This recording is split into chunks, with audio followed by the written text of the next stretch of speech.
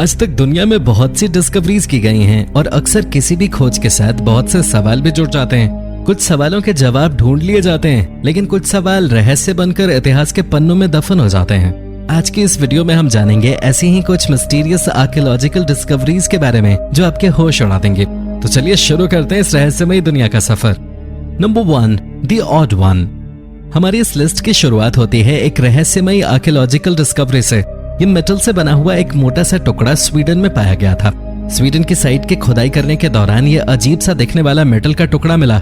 इस टुकड़े में कुछ विशेष तरह की कार्विंग्स भी हैं, लेकिन स्टडी के बाद ये बात सामने आई, ये कार्विंग्स दरअसल एक स्क्रिप्ट है जिसको आज तक कोई नहीं पढ़ पाया।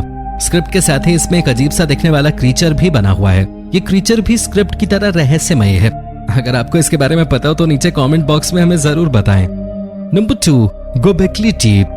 1994 में गोबेकली टीप की खोज ने हमारे इतिहास को देखने के नजरिए को पूरी तरह बदल दिया। हमें लगता है कि हम हमारे पूर्वजों के बारे में बहुत कुछ जानते हैं, लेकिन गोबेकली टीप उन खोजों में आती है जिसने जवाब से ज्यादा सवाल खड़े कर दिए।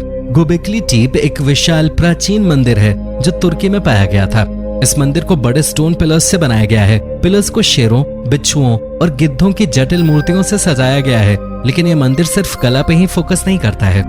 इस मंदिर में की गई कलाकृति और इंजीनियरिंग वाकई में आपको हैरान कर देंगे। वहाँ मौजूद पिलर्स के ऊपर करीब 10 टन के पत्थर रखे हुए हैं। आखिरकार बिना किसी तकनीक की मदद से इन भारी पत्थरों को पिलर्स के ऊपर कैसे रखा गया, ये आज तक किसी को नहीं पता। लेकिन जो बात गोबेकली टीप को इतना अविश्वसनीय बनाती है वो ये है कि इसे 10वीं शताब्दी ईसा पूर्व में बनाया गया था, यानी कि लगभग 11,500 साल पहले, और इस तरह से ये दुनिया का सबसे पुराना मंदिर बन गया। Number 3, the copper scroll treasure. Copper scroll Khirbet Qumran के पास केव 3 में पाए गए डेड सी स्क्रोल्स में से एक हैं, लेकिन ये स्क्रोल्स दूसरों से काफी अलग हैं। जहाँ एक और दूसरे स्क्रोल जानवरों के खाल पर या पेपिरस पे लिखे गए हैं, वहीं दूसरी ओर ये स्क्रोल मेटल पे लिखा हुआ है। इस स्क्रोल में कॉपर के साथ साथ 1% टिन भी मौजूद है। इन प्राचीन कॉपर स्क्रोल को वास्तव में अलग अलग टुकड़े कर 8 फीट लंबे एक स्क्रोल में बांध दिया गया था। दोस्तों, ये कोई आम स्क्रोल नहीं है और न ही इसमें बाकी स्क्रोल की तरह लिटरेरी वर्क किया गया है। इस स्क्रोल में उन जगहों की एक लिस्ट लिखी हुई है जहां सोने और चांदी के वेरियस आइटम्स को दफनाया या छिपाया गया था। 2013 में कॉपर स्क्रोल को अपने पुराने म्यूजियम से शिफ्ट कर दिया गया था। अगर आप इन कॉपर स्क्रोल्स को देखना चाहते हैं तो आप इन्हें अम्मान के जॉर्डन म्यूजियम में देख सकते हैं। हालांकि ज्यादातर डेड स्क्रोल वहां रहने वाले लोगों या फिर आदिवासियों द्वारा खोजे गए थे, लेकिन कॉपर स्क्रोल की खोज एक आर्कियोलॉजिस्ट द्वारा की गई थी। Number 4, King Tut's death. दोस्तों, आपने बहुत से राजाओं के बारे में सुना होगा, लेकिन जिस राजा के बारे में हम आज आपको बताने जा रहे हैं उनका इतिहास बहुत ही रोचक और डरावना है। राजा तुतनखामुन ने 19 वर्ष की आयु में 1324 बीसी के आसपास करीब 10 साल तक मिस्र पे फरोआ के रूप में शासन किया। फरोआ शारीरिक रूप से कमजोर थे। उनके पैरों के निचले हिस्से में एक गंभीर हड्डी की बीमारी थी और शायद इसी इन्फेक्शन के चलते उनकी मौत हो गई थी। किंग टुट के बारे में आज हम जो कुछ भी जानते हैं उसका श्रेय जाता है मशहूर ब्रिटिश आर्कियोलॉजिस्ट हावर्ड कार्टर को। 1922 में कार्टर ने सिर्फ छेनी की मदद से फरोआ के टूम की खोज की। ये जगह करीब 3200 सालों से बंद थी। ये कोई साधारण टूम नहीं था। इस टूम पे बेहतरीन कलाकृतियां बनी थी और राजा के साथ खजाने को भी दफन किया गया था। प्राचीन मिस्र के लोगों का मानना था कि एक खजाना राजा को दूसरे जीवन में भी मदद करेगा और साथ ही साथ इस खजाने की मदद से इजिप्ट की प्राचीन रॉयल लाइफ के बारे में भी पता चलता है। ऐसा माना जाता है कि फरोआ का टूम एक हॉन्टेड प्लेस है। फरोआ के टूम से छेड़छाड़ करने वाले व्यक्ति की मौत हो जाती है। कार्टर के सहयोगी लॉर्ड कार्नरवन की मौत टूम में प्रवेश करने के 4 महीने बाद ही हो गई थी और इस वजह से द कर्स ऑफ फरोआ लोगों के बीच और भी ज्यादा फेमस हो गया। हालांकि रिसर्चर्स ने इसे महज एक मिथ बताया है। दोस्तों, याद रहे YouTube हमारे इस वीडियो की नोटिफिकेशन 19 लाख सब्सक्राइबर्स में से सिर्फ 1000 लोगों को ही भेजेगा और थोड़ी देर में इस वीडियो को भी गायब कर देगा, क्योंकि उसे अश्लीलता से ज्यादा पैसे मिलते हैं, न कि हमारे जैसे ज्ञानवर्धक वीडियो से। इसलिए अगर आप चाहते हैं कि हम और वीडियोस लाते रहें तो कृपया इसे इतना शेयर करें कि YouTube के मुंह पे तमाचा लग सके। Number 5, the habits. दोस्तों, आपने होमो सेपियंस के बारे में तो सुना ही होगा, लेकिन हाल ही में इंडोनेशिया के फ्लोरल आइलैंड पे अर्ली ह्यूमन स्पीसीज होमो फ्लोरेसेंसिस के अवशेष पाए गए। फ्लोस आइलैंड में पाए जाने के कारण इनका नाम होमो फ्लोरेसेंसिस रखा गया, लेकिन इनका एक और नाम है। जी हाँ दोस्तों, इनको हॉबिट के नाम से भी जाना जाता है। इनके फॉसिल्स पर रिसर्च करने के बाद साइंटिस्ट इस नतीजे पे पहुंचे हैं कि होमो फ्लोरेसेंसिस के फॉसिल्स लगभग 1 लाख से 60,000 साल पुराने हैं। होमो फ्लोरेसेंसिस स्पीशीज का ये फॉसिल दरअसल एक फीमेल फॉसिल है।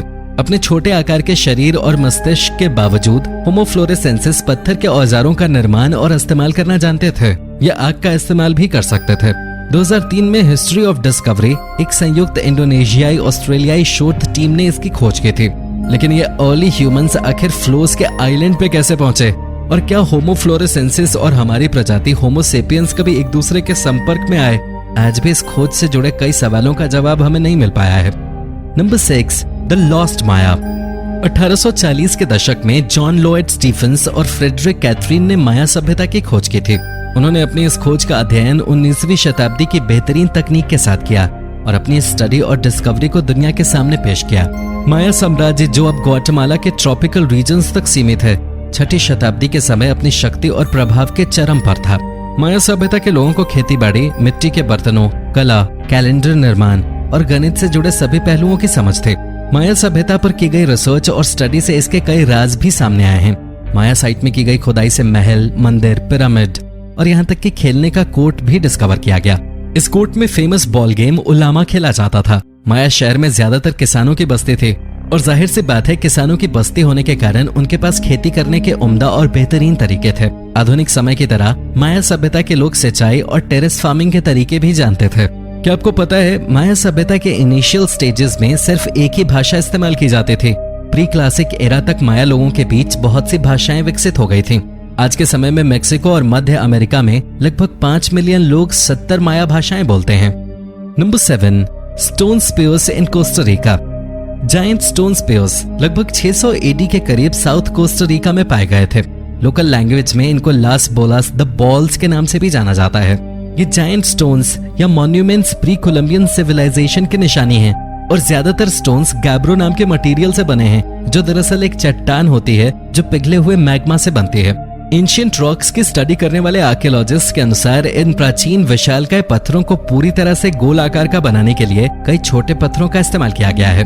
कई नॉन एक्सपर्ट्स ने भी इन पत्थरों के बारे में अपनी राय दी है। कुछ लोगों ने अनुमान लगाया है कि इन स्फीयर्स का इस्तेमाल एस्ट्रोनॉमिकल पर्पसेस के लिए किया जाता था, तो वहीं दूसरी ओर ये भी कहा जाता है कि ये पत्थर महत्वपूर्ण स्थानों का रास्ता बताते हैं। सच्चाई ये है कि कोई भी निश्चित रूप से इन पत्थरों के बारे में नहीं जानता है।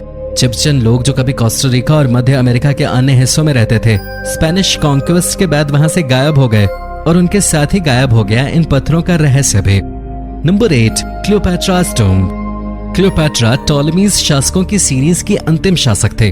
टॉलेमीज ने 305 और 30 बीसी के बीच मिस्र पर शासन किया था।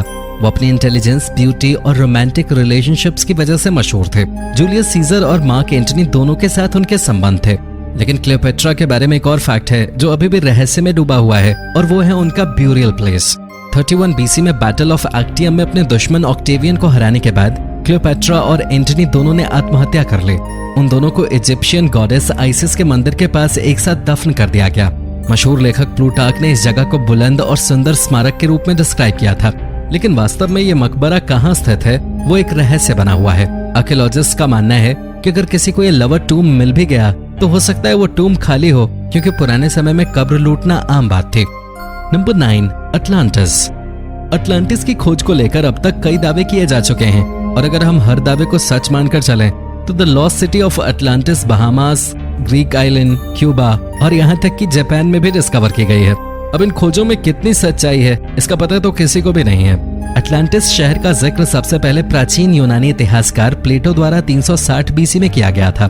प्लेटो के अनुसार ये शहर एक शक्तिशाली नेवल बेस था, लेकिन नेचुरल कॉजेज की वजह से ये मिथोलॉजिकल आइलैंड 10,000 साल पहले समुद्र में डूब गया। जैसा कि हमने पहले बताया, अटलांटिस शहर असल में किस जगह बसा हुआ था इस बात पर आज भी मतभेद जारी है।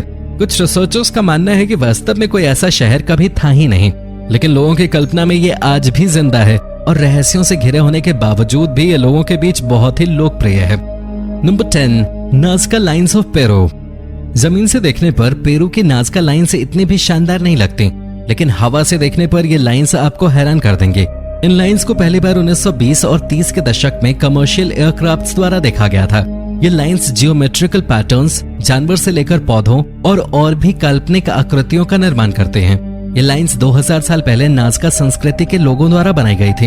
उन्होंने ऐसा क्यों किया ये एक रहस्य बना हुआ है। अनुमान लगाया जाता है कि ये लाइन्स एलियन लैंडिंग या फिर एस्ट्रोलॉजी से रिलेटेड हैं। आर्कियोलॉजिस्ट का कहना है कि लाइन्स नाज़का के लोगों के रिचुअल्स का हिस्सा थे।